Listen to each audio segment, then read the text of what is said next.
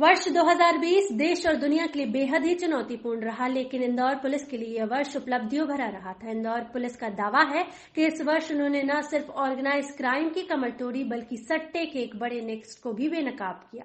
वहीं drugs mafia और देह व्यापार से जुड़े लोगों का खुलासा करते हुए उस पर भी लगाम लगाई। हालांकि अपने कर्तव्य को निर्वाह करते हुए कुछ पुलिसकर्मी कोरोना काल में शहीद भी हुए और 400 से ज्यादा संक्रमित भी हुए।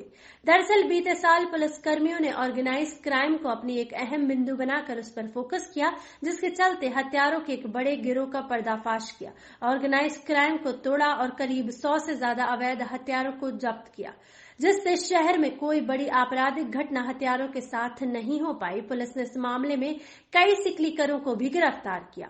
वहीं सट्टे के अवैध व्यापार से पुलिस की कार्यवाही करते हुए 2 करोड़ का सट्टा पकड़ा और कई सटोरियों को बेनकाब किया। पुलिस की माने तो इस सट्टा व्यापार की कमर टूट गई है। वहीं ड्रग माफियाओं के खिलाफ इंदौर पुलिस लगातार कार्यवाही कर रही है। यही नहीं, ड्रग्स और देह व्यापार संयुक्त रूप से संचालित करने वाले 16 लोगों को गिरफ्तारी कर इस धंधे को भी बेनकाब किया है। पुलिस का मानना है कि 2020 में कोरोना के दौरान ड्यूटी पर लगे उनके कुछ पुलिसकर्मी अपने कर्तव्य का निर्वाह करते हुए शहीद भी हुए और 400 से ज्यादा पुलिसकर्मी कोरोना का शिकार भी हुए। लेकिन पुलिस का मानना है कि उन्होंने अपने कर्तव्य का निर्वाह करने की कोशिश की है। अब देखना दिलचस्प होगा कि आने वाला 2021 पुलिस के साथ इस बार कौन सी नई चुनौती लेकर आता है। ऑर्गेनाइज क्राइम अगर हम इस वर्ष को देखें तो पुलिस ने ऑर्गेनाइज क्राइम के खिलाफ एक बड़ी रणनीति के साथ काम किया और ऑर्गेनाइज क्राइम के संगठित अपराध के गिरोह के उस हट नेटवर्क को ध्वस्त किया, जो कि समाज के सामने एक चुनौती रहता है और निश्चित तौर पे पुलिस के लिए एक कई स्तरों पर एक चुनौती के रूप में सामने आता है। पुलिस ने लगभग हर जगह पर, चाहे वो हथियारों की बात हो, एक ऐसे नेटवर्क को ध्वस्त किया जिसमें लगभग 100 से ज़्यादा पिस्टल्स और इस तरह के हथियार निकले। इसमें बहुत सारे ऐसे गैंग पकड़े गए जो राज्य के बाहर भी सक्रिय थे, दूसरे जिलों में थे। इसमें सिकलीगर थे, यहाँ के उसको उन हथियारों का उपयोग करने वाले थे। तो इन सब चीज़ों का पकड़े जाने का एक सकारात्मक असर ये रहा कि किसी भी तरह के बड़े मामले में या किसी भी तरह के अपराध में इस तरह के हथियारों की जो उपयोग है वो काफ़ी तेज़ी से घटी है। लगभग नहीं के बराबर इस तरह किसी भी तरह के मामले में इसका उपयोग हुआ है। यह एक पुलिस के लिए एक बड़ी उपलब्धि रही। साथ ही साथ ऑर्गेनाइज क्राइम के जो दूसरे रूप हैं, चाहे सट्टे की बात हो, हम जानते हैं कि पहली बार ऐसा हुआ कि 2 करोड़ 80 लाख के आसपास पुलिस ने सट्टे से जब्त किया। उसमें लगभग 1 करोड़ 31 लाख नगद थे और बाकी खातों से जब्त किए गए।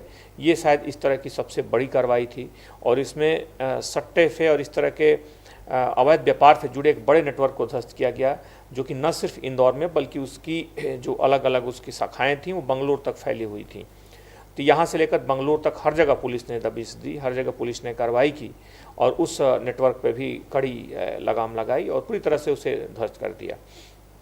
साथ ही साथ देह व्यापार और ड्रग्स के जो मामले हैं, जो कि एक बड़ी सामाजिक समस्या के साथ साथ अपराधों के एक बड़े नेटवर्क के रूप में बड़े शहरों में सामने आ रहे हैं, उस पर भी पुलिस ने कार्रवाई की। उसमें शुरुआती दौर में जहां तक एक जानकारी मिली थी, उस जानकारी को लगातार डेवलप किया गया। उसमें उस गिरोह को पकड़ा गया, उसके सारे सूत्रों को जोड़ा गया जो कि बांग्लादेश से आते थे। बांग्लादेश से आने वाले उस पूरे गिरोह के सभी सदस्यों को पकड़ा गया। उसमें लगभग 20 से ज़्यादा गिरफ्तारियाँ हुई और साथ ही साथ जब उस पूरे मामले का जब आगे विस्तार किया गया, उसके गहराई से देखा गया, तो पाया गया कि इसमें ड्रग्स की भी बड़ी खेप इसमें जुड़ी हुई है। फिर ड्रग्स से जुड़े हुए मामलों में जब जांच की गई तो उसमें अलग अलग 15 लोगों की गिरफ्तारियां हुई हैं। ये ऐसे लोग हैं जो लंबे समय से शहर के विभिन्न हिस्सों में सक्रिय रहकर युवाओं को भ्रमित करते थे और अपने ट्रैप में, अपने जाल में फंसा करके उन्हें इस ताने बाने का, इस षड्यंत्र का, इस दुष्चक्र का हिस्सा बनाते थे। तो इस स्तर पर पुलिस ने लगभग हर ऑर्गेनाइज क्राइम के रूप पर हमला किया है, चाहे वो अवैध शराब हो, चाहे हथियार हो, चाहे जुए सट्टे हों, और सभी जो मामले हैं न सिर्फ राज्य बल्कि राष्ट्रीय स्तर तक के इसमें मामले रहे हैं, जिनके तार जो हैं अन्य राज्यों से भी जुड़े हुए हैं। इस तरह पुलिस ने ऑर्गेनाइज क्राइम को ध्वस्त करने में एक बड़ी सफलता हासिल की। इसके साथ साथ जितने भी ऐसे अपराधी जो कि लंबे समय से फरार थे, जिनमें 10,000 से लेकर के लगभग 1.5 लाख रुपए तक के इनामी थे। उसमें लगभग ऐसे 15 से ज़्यादा बड़े अपराधियों को, जो कि कई उसमें 1 साल से ज़्यादा समय से फरार थे, उन सभी को पुलिस ने अलग अलग देश के अलग अलग हिस्सों से पकड़ा। और ऐसे ऑर्गेनाइज क्राइम का यह भी एक संगठित रूप है, इसके ऊपर भी पुलिस ने करारा प्रहार किया। लेकिन पुलिस की ऐसा नहीं कि चुनौतियां कम थीं।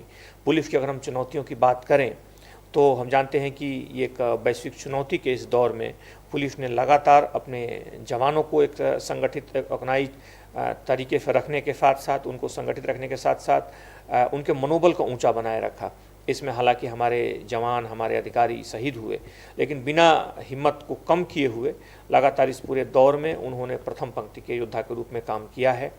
हर जगह पर अगर हम देखें तो हर स्तर पर, चाहे अस्पताल के बाहरों के प्रबंधन की वहाँ से बात हो, वहाँ बाहर जो लोग हैं वहाँ की व्यवस्थाओं को बनाए रखने की बात है, उन क्षेत्रों को संभालना जहाँ पे जो मुख्य तौर पे संक्रमित क्षेत्र थे वहाँ से लेकर के और लगभग राहत वितरण तक, अलग अलग कैंप लगा करके लोगों को राहत पहुँचाने तक, इस पूरे कोरोना काल में पुलिस ने बिना किसी अपने मनोबल को थोड़ा भी कम किए हुए ऊंचे मनोबल के साथ काम किया। हालांकि इस पूरे अभियान में पुलिस के खुद 400 से ज़्यादा जवान बीमार पड़े, कुछ हमारे जवान, कुछ हमारे अधिकारी शहीद भी हुए, लेकिन पुलिस ने कर्तव्य को निश्चित तौर पे इस चुनौती के ऊपर रखा और पूरे प्राणपण से इस पूरे काल में पुलिस जुटी रही।